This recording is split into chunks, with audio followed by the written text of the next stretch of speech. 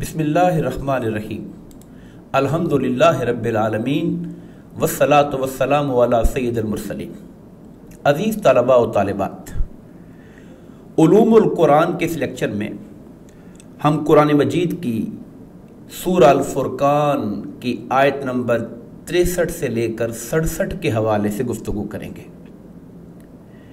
इन आयात में और इनके बाद आने वाली आयात में अल्लाह रब्बुल इज़्ज़त ने मुआशरत के आदाब के हवाले से हमें तालीम दी है। इस आयत करीमा का जो आगाज़ है वो बहुत माना खेज है। जिन पसंदीदा औसाफ का अल्लाह ताला जिक्र आगे फरमाने जा रहे हैं, उनका जो उन्वान बांधा, जो इब्तिदा की, वो इबादुर रहमान से की कि रहमान के बंदे ऐसे होते हैं। यूं तो इस ज़मीन पर रहने वाले सारे इंसान अल्लाह ही के बंदे हैं, कोई माने या ना माने, मगर खालिक तो वही वाहिद और यकता है। मगर कुछ बंदों को अल्लाह रब्बुल इज़्ज़त अपना बंदा कहकर, रहमान का बंदा कहकर उनका तारुफ करवा रहा है। यानी ये वो लोग हैं जो अल्लाह की बारगाह में मकबूल हैं और उन औसाफ से मुत्तसिफ हैं जो अल्लाह की बारगाह के अंदर पसंदीदा हैं। इसलिए ये आयत हमारे लिए बहुत काबिल गौर हैं और हमसे तदब्बुर और तफक्कुर का मुतालबा करती हैं, क्योंकि अगर हम ये चाहते हैं कि हम खुदाए रहमान की निगाह के अंदर मुअज़्ज़ज़ हों, अल्लाह की बारगाह के अंदर हमें कामयाबी नसीब हो, तो अल्लाह ताला ने जो कामयाब लोग हैं और उसकी बारगाह के अंदर जो इज़्ज़त और वक़ार का मकाम रखने वाले लोग हैं, उनका तारुफ, उनके औसाफ, उनकी खसलतों को अल्लाह ताला ने तफसील के साथ इस रकू के अंदर बयान फरमाया है। पहली सिफत रहमान के बंदों की फरमाया अल्लज़ीना, वो लोग होते हैं जो यमशूना, चलते हैं, अलल अर्दे, जमीन पर, हौना, आहिस्तगी से। बहुत काबिल गौर है कि रहमान के बंदों के औसाफ का तारुफ किया जा रहा है तो उसकी इब्तिदा नमाज रोजे से नहीं की गई। ये नहीं कहा गया कि रहमान के बंदे नमाजी होते हैं। बेशक नमाज फर्ज है, रोजे माह रमजान के फर्ज हैं, मगर ये तरतीब जो खालिक के कायनात अपना रहा है बहुत काबिल तवज्जो है कि इब्तिदा इस वصف से की गई कि रहमान के बंदे अपनी चाल से पहचाने जाते हैं, अपने अंदाजे रफ्तार से पहचाने जाते हैं। उनको गली महल्ले कूचा बाजार में चलता हुआ देखोगे तो उनकी चाल और ढाल बता देगी कि ये इबादुर रहमान है, ये बामकसद जिंदगी गुजारने वाले लोग हैं, इनकी लाइफ टारगेट ओरिएंटेटेड है। और ये वो लोग हैं जो जमीन पर उनके अंदर का जो आजिज़ी है, उनके मन के अंदर जो इनकिसारी है और अल्लाह ताला की बारगाह की जो अजमत उनके दिलों में जागुज़ी है, वो उनकी चाल से एक इत्मीनान, वकार और आजिज़ी और इनकिसारी का इजहार करवा रही होती है। आप अगर ज़माने में मुशाहदा करें, वो आदमी जिसके दिल में अपनी बड़ाई का खुमार होगा, जो तकब्बुर मिजाज होगा, आप उसको चलता देखेंगे तो उसकी चाल ढाल का अंदाज ही उसके अंदर के गुरूर को जाहिर कर रहा होगा। एक ऐसा आदमी जो बेमकसद जिंदगी गुजार रहा है, जो अपने किसी टारगेट की तरफ नहीं बढ़ रहा, आप उसको चलता देखेंगे, उसकी चाल ढाल से पता चलेगा कि ये वो शख्स है जिसे कोई काम नहीं है, निकम्मा और बेकार फिर रहा है। वो शख्स जिसके किरदार के अंदर छछोरापन है और जिसके किरदार के अंदर कोई खूबी नहीं है, उसको आप चलता हुआ देखेंगे तो उसका निगाहों का ऊपर नीचे घुमाना, फेरना और मुख्तलिफ अंदाज से चीजों पे नजर डालना उसके अंदर के किरदार के खोखलेपन को जाहिर कर देगा। तो ये बहुत बड़ी अलामत है चाल ढाल, जिससे इंसान के बातिन का और उसके अंदर पाई जाने वाली कैफियत का इजहार होता है। हुजूर नबी करीम अलैहिस्सलातु वस्सलाम ने मुसलमानों को एक बावकार अंदाज के साथ चलने की सुन्नत दी। अहादीस पाक के अंदर आता है कि हुजूर नबी करीम अलैहिस्सलातु वस्सलाम जब चलते थे तो अपने पाँव को उठा के रखते थे, ताकत के साथ रखते थे और ऐसे लगता था कि आप नशेब की तरफ चल रहे हैं। और ये जो अंदाज है مصنوعی عاجزی کا کہ آپ کے دل میں عاجزی نہیں ہے مگر آپ تسنن اختیار کرتے ہیں، اس کو بھی ناپسند کیا گیا۔ اور اس طرح سے کمزور چال جیسے کوئی بیمار اور مریض ہوتا ہے، اس کو بھی ناپسند کیا گیا۔ حضرت عمر فاروق رضی اللہ تعالیٰ عنہ کے بارے میں منقول ہے، آپ نے ایک شخص کو دیکھا جو بہت ہی ہلکے انداز میں، بڑے کمزور سے انداز میں پاؤں گھسٹا کے چلتا ہوا جا رہا تھا۔ آپ نے پوچھا تمہیں کیا ہوا ہے، کیا تم بیمار ہو؟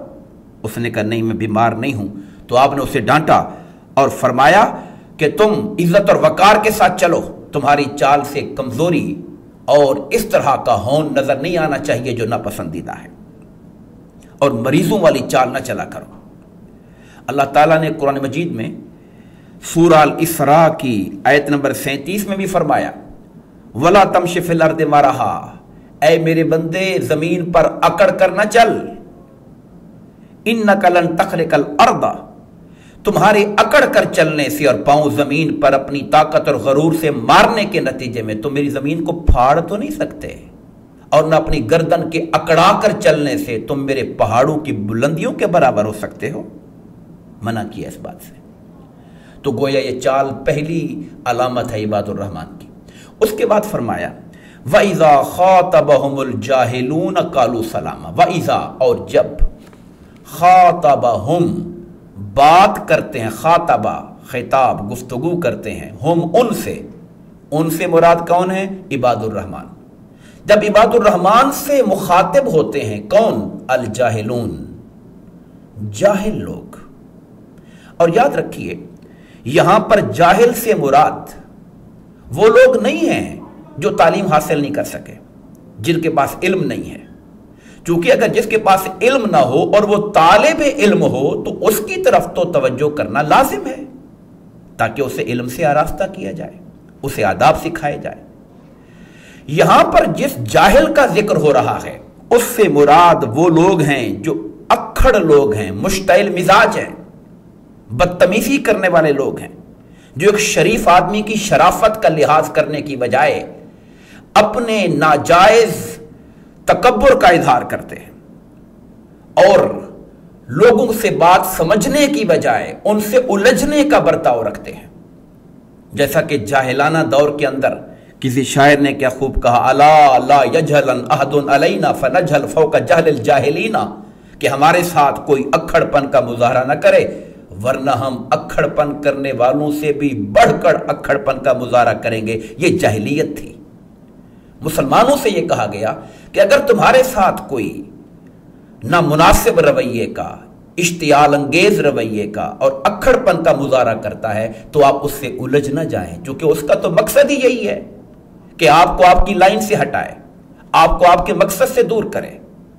اور جو ٹارگٹ آپ نے اچیو کرنا ہے آپ کو اس سے ہٹا کر لایانی باتوں میں اپنے ساتھ الجھا لے۔ کہا جب جاہل لوگ ان سے مخاطب ہوتے ہیں قالو، تو رحمان کے بندے کہتے ہیں سلاما، سلام ہو تم پر، یعنی وہ ان کے ساتھ الجھتے نہیں ہیں بلکہ ان سے الگ ہو جاتے ہیں۔ یہ سلام متارکت ہے۔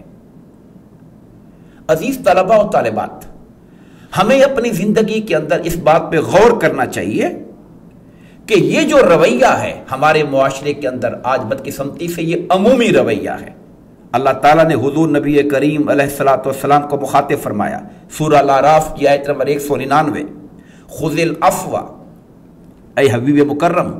آپ عفو و درگزر کو اختیار کیجیے۔ ہر ایک کی غلطی کے جواب میں اس سے انتقام لینے کی روش درست نہیں ہے۔ وامر بالعرف، آپ اچھائی اور بھلائی کی بات کیجیے، حکم دیجیے۔ وَأَعْرِضْ عَنِ الْجَاهِلِينَ، اور جو جاہل اور اکھڑ لوگ ہیں انہیں نظر انداز کیجیے۔ ایسے لوگوں کو نظر انداز کرنے سے ہی انسان اپنے مقصد کی طرف رواں اور دواں ہو سکتا ہے۔ اس کے بعد اللہ پاک نے اہل ایمان کی چال و رفتار اور ان کے جو کردار ہے کہ وہ لوگوں کے ساتھ بے وجہ الجھتے نہیں، ان کے ان احوال کے ذکر کرنے کے بعد جو دن کے معاملات ہیں، اب اہل ایمان اور رحمان کے بندوں کے راتوں کے احوال کا ذکر کیا کہ ان کی راتیں کیسی ہیں، وہ مخلوق کے ساتھ کیسے ہیں، اس کا ذکر پچھلی آیت میں ہو گیا۔ ان کا اپنے خالق کے ساتھ کیسا تعلق ہے اس کا ذکر اس آیت میں ہو رہا ہے۔ والذین، رحمان کے بندے وہ ہوتے ہیں جو یبیتون، رات بسر کرتے ہیں، لے ربہم اپنے رب کی بارگاہ میں، اپنے رب کے لیے، سجدوں و قیاما سجدہ ریزی کرتے ہوئے اور قیام کرتے ہوئے۔ یعنی ان کی جو راتیں ہیں وہ غافلوں کی طرح نہیں ہیں کہ وہ رات کو لیٹ سوئیں اور پھر دن چڑھے تک سوئے رہے، نہ ان کو نمازوں کی فکر ہو، نہ خدا کی بارگاہ میں کھڑے ہو کر رات کے پچھلے پہر میں راز و نیاز کرنے کا نہ ان کو شوق ہو۔ کا ایسا نہیں ہوتا۔ رحمان کے بندے وہ ہوتے ہیں جو رات کے لمحات میں سے بھی کچھ لمحات نکال کر اپنے رب سے راز و نیاز کرتے ہیں اور اس کی بارگاہ میں آہوزاری کرتے ہیں۔ علامہ اقبال نے بہت خوب اس طرف اشارہ کیا، عطار ہو، رومی ہو، رازی ہو، غزالی ہو، کچھ ہاتھ نہیں آتا بے آہ و سحرگاہی۔ یعنی یہ جو آہ سحرگاہی ہے یہ انسان کے من میں اللہ کی محبت اور عشق کے چراغ کو جلاتی ہے، اور یہ وہ لمحات ہوتے ہیں جب رب کائنات کی رحمت بھی اپنے بندوں کے قریب ہو جاتی ہے۔ حدیث صحیح میں یہ بات آئی ہے کہ رات کے پچھلے پہر میں اللہ رب العزت کی رحمت آسمان اول پر یعنی اپنے بندوں کے قریب ہو کر اپنی شان کے مطابق، جیسے اس کی شان ہے، ان سے مخاطب ہوتا ہے اور اپنے بندوں کو بلاتا ہے کہ ہے کوئی مجھ سے مانگنے والا، میں اسے عطا کروں، ہے کوئی میری بارگاہ سے اپنے گناہوں کی بخشش مانگنے والا کہ میں اس کے گناہ معاف کروں۔ تو یہ وہ لمحات ہیں رات کے جس میں رب کائنات کی رحمت اپنے بندوں کو خود آواز دے رہی ہوتی ہے، اور رحمان کے بندے اللہ کی بارگاہ میں سجود و قیام کرتے ہیں اور ساتھ یہ التجا بھی کرتے ہیں، الذین یقولون، وہ یہ کہتے ہیں، عرض گزاری کرتے ہیں، ربنا، ہمارے پروردگار، اسرف عنا، پھیر دے، اسرف، اس کو ملا کے پڑھتے ہیں تو ربنا نصرف ہوتا ہے، پھیر دے ہم سے، عنا، ہم سے، عذاب جہنم، جہنم کے عذاب کو۔ ان کا جنت اور دوزخ پر ایمان یقینی پختہ ہوتا ہے اور عذاب جہنم ان کی نگاہوں کے سامنے ہوتا ہے کہ رب کی نافرمانی کی تو جہنم کا عذاب ہے، تو وہ اللہ تعالیٰ سے التجا کرتے ہیں عذاب جہنم کو ہم سے پھیر دے۔ ان عذابہا، بے شک جہنم کا جو عذاب ہے، کان غراما، وہ چمٹ جانے والا ہے، بڑا مہلک ہے، تباہی و بربادی کر دینے والا ہے۔ انہا ساعت، بے شک وہ جو جہنم ہے، ساعت بہت ہی بری جگہ ہے، مستقرن، دائمی قیام گاہ کے لیے، و مقامہ، مستقرن، عارضی قیام گاہ کے لیے، و مقامہ، اور دائمی قیام گاہ کے لیے، یعنی تھوڑا وقت بھی وہاں گزارنا پڑے تو اس سے بری جگہ کوئی نہیں، اور خدا نہ کرے وہاں پہ کسی کا زیادہ وقت گزرے تو اس سے بری جگہ کوئی نہیں ہے، تکلیف اور پریشانی اور تنگی اور عذاب کے حوالے سے۔ تو یہ جو آیات ہیں یہ اس بات کو ظاہر کرتی ہیں کہ وہ راتوں کو اللہ کے حضور اٹھ کر التجائیں کرتے ہیں، مگر ان کے دل میں عبادت کا غرور نہیں ہوتا، بلکہ یہ اٹھ کے کھڑے ہونا بھی انہیں اللہ کی بارگاہ کے اندر عاجزی اور انکساری کا درس دیتا ہے، اور وہ عذاب جہنم سے پناہ مانگتے رہتے ہیں۔ عباد الرحمن کے ان خوبیوں کا ذکر کرنے کے بعد کہ ان کے معاملات دن میں کیسے ہیں، مخلوق خدا سے کیسے ہیں، ان کے رات کو اپنے خالق سے معاملات کیسے ہیں، اب اللہ تعالیٰ عباد الرحمن کے مالی معاملات کی طرف ہماری رہنمائی فرما رہا ہے کہ جو رحمان کے بندے ہوتے ہیں ان کی زندگی کے جو معیشت کے امور ہیں، جو امور مالیہ ہیں، ان کے اندر ان کا رویہ کیا ہوتا ہے۔ فرمایا والذین، رحمان کے بندے وہ لوگ ہوتے ہیں، اذا، جب، انفقوا، خرچ کرتے ہیں، لم یسرفوا، اسراف نہیں کرتے، فضول خرچی نہیں کرتے، بے جا اپنے کمائے ہوئے مال کو اڑاتے نہیں ہیں،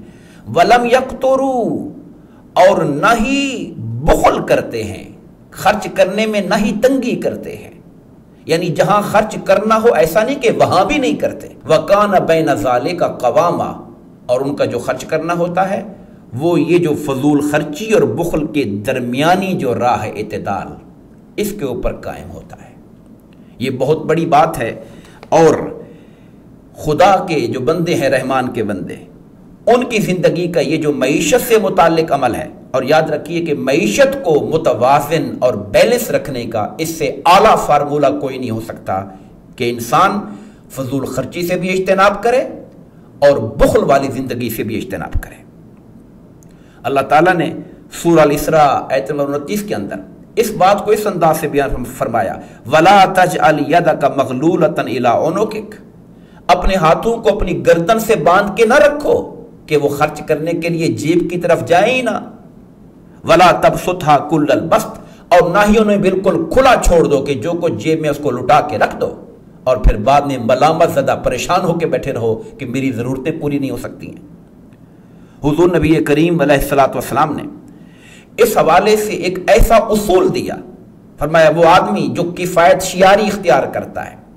جس کی زندگی میں اعتدال ہوتا ہے،